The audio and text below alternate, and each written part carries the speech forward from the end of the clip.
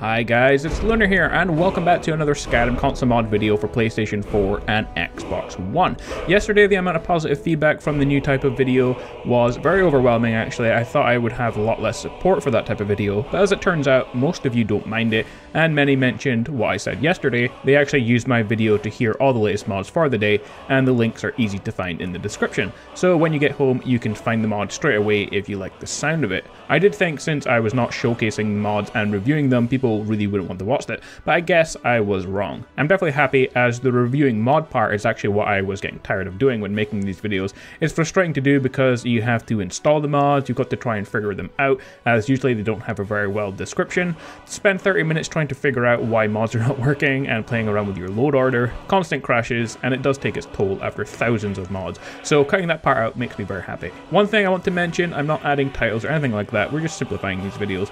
All the links are in the description though, and the video is split up into PS4 and Xbox One. Anyway, let's take a look at what mods have been released since yesterday's video. There are 7 Xbox One and 2 PS4 mods. There were more than that, but they were either test mods, patches for mods, releases of mods I have covered, or alternative language mods that I've covered before as well. I will start with PS4 so you guys don't have to wait for a long time if you don't want to see the 7 Xbox One mods. Also, I have sorted these from short to long as well, so that you can see as many mods as possible before some of you simply get bored and leave, because if I started with longest one, half of you would probably click away before I got through it. Also, this is probably the longest video I've ever made for mods as well. First is the less tedious Thieves Guild. The mod author asks, hands up if you've honestly ever done the 125 jobs for the Thieves Guild without the use of a mod or some sort of cheat. If you have, then he takes his hat off to you. Personally, he has never done it. It was just too much to ask, so he decided to change that while still being able to play the questline. The following mod is a replacement script that brings the job requirement from 125 down to just 25. So if you're very impatient, I guess, then this mod is good for you. Personally, I don't see why you would want to skip the quest in the game, as that's pretty much what the game's about. Also, I have done all 125 because when I completed Skyrim the first time, of course, there were no mods. So I'm sure that's true for some of you who played before Special Edition came out, but if you want to skip them, then you can check this out.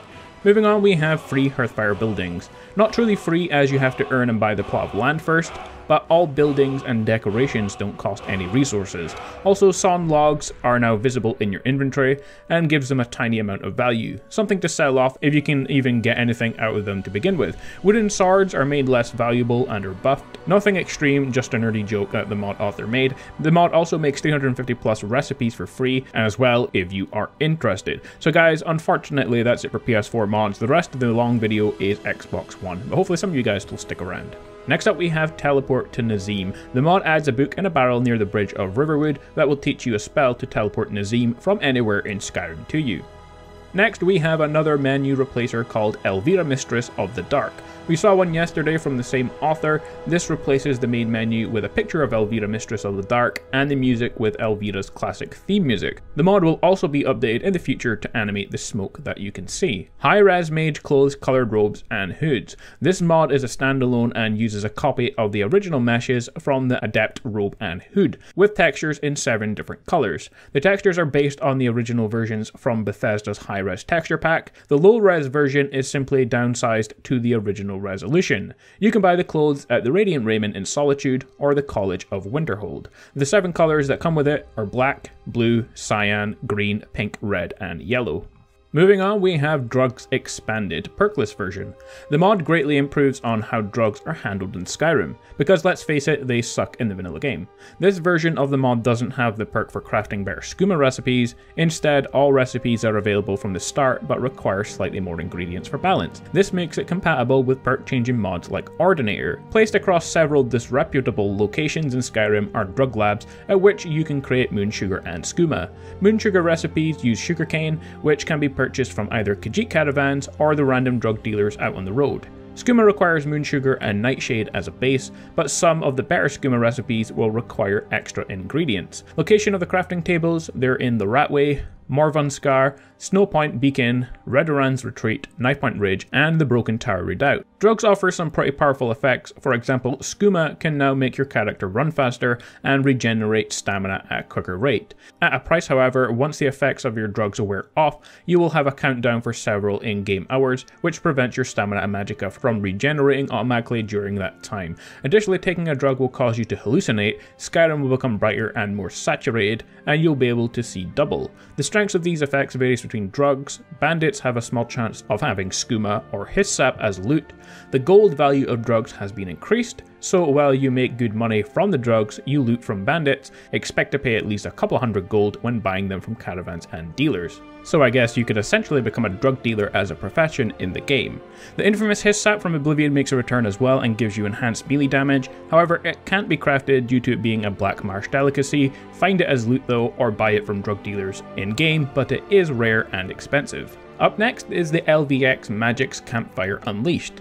In this sandbox mod, there's over 231 new craftable campfire objects and items, from furniture to banners, altars, statues, candles, rugs, stables and towers, walls, roofs to whole castles. Terrain is now placeable, tree stumps, tree bridges, you can even run rivers and creeks where you would like them. That means indoor water, lighting is placeable now, wall torches can be stuck where you want them, they're all craftable, position and placeable with the ability to pick them back up. The mod also includes some other stuff as well. Placeable stilt striders from Morrowind with animations, rugs and banners are craftable at the tanning rack, lots of the recipes use Hearthfire materials like stone wood, all altar statues grant blessings, including the altar of Moloch Baal, which grants temporary vampire lord transformation without being an actual vampire, so that's pretty cool, placeable dragon skull wall mounts, a new outlet to spend your piles of gold, a new merchant that will sell all the materials you will need from Hearthfire, and you need a lot of them, such as linen wraps to craft banners. Also added is a chance that human hearts and skulls will appear as bandit loot now.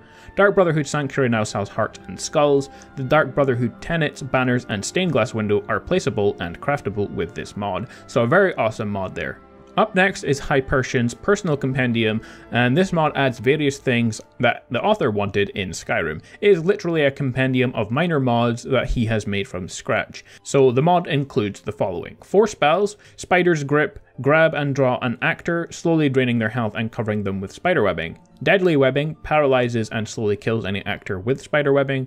Electric Torture, paralyzing spark spell, and Consuming Vortex creates a vortex that traps souls. You get 1 shout, Voice of Madness, Whisper to Confuse, and Wabba. Speak to Wabba all in front of you. Shout to rain Wabba cheese on a massive area, mostly identical to its dedicated version on PS4. 3 potions are craftable. Color Vision, 100% regenerate on all stats for an hour and greatly increased saturation on the world. Strong Color Vision, same as the other one, but with increased contrast. Filter of the Eternal Phantom, same as the normal quest Ghost Potion, but lasts 24 hours. So if you're looking for a cool bunch of various mods, then you can check that one out. That just leaves us with our final mod, Economy Overhaul and Speechcraft Improvements. If you've ever played Skyrim, you probably know how useless the speech skill is. So the goal of this mod is to overhaul the speech skill by making the economy harder and the Speechcraft perk more interesting. Getting rich will be very hard without an investment in the Speechcraft skill now. For features, buying costs are higher at low level speech skills. Prices will be 1.5 times higher for a player with no speech skill, but will be the same for a player with a speech skill at 100, making speech a more interesting skill. Technically, the maximum price multiplier goes from 3.3 to 5, the minimum price multiplier stays at 2. Merchants will only buy and sell items that better correspond to their respective profession. Alchemists no longer buy food or animal parts and so on. Blacksmiths also now buy gems and jewels. General good merchants only buy and sell animal parts, foods, books, tools, materials, and other miscellaneous items. Tailors no longer sell jewelry.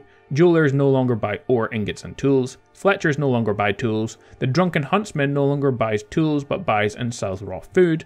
Innkeepers no longer buy and sell ingredients. Sell prices are very low without the right perk for the right merchant now as well. And this mod adds 5 new perks relating to selling prices. It is now impossible for the player to make a lot of money from bartering without investing in Speechcraft. Speech perk tree is overhauled. Modified perks include Haggling, which now scales in 10% increments up to 50%.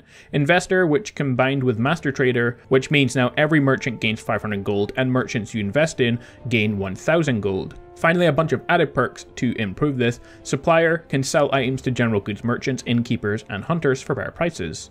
Metallurgist can sell items to blacksmiths. Specialist Seller can sell items to mages. Khajiit Connection, well, you can sell items to Khajiit caravans. Renowned Thief can sell items to fences. Privileged Customer Merchants you invest in will sell valuable exclusive new items. Bounty Hunter, earn 50% more gold from bounty quest rewards. And some removed perks are Allure, Merchant, and Master Trader, and that's pretty much it. There are a couple of other changes. Bounty rewards are revamped. Favorite quest rewards are adjusted, some quest rewards are adjusted as well. Blacksmiths now have specialties instead of all having the same inventory. A few animal and chest loots are changed, and alchemist inventories now depend on the natural resources of their respective hold. So a cool bunch of changes there, and some very awesome mods actually for you to check out if you like the sound of them. Well, that's about for this video. If you found it useful, thumbs up and comment down below. If you haven't done so yet, subscribe for loads more similar Skyrim content on my channel. But with that being said, Dragonborn, stay awesome, and I will see you all next time.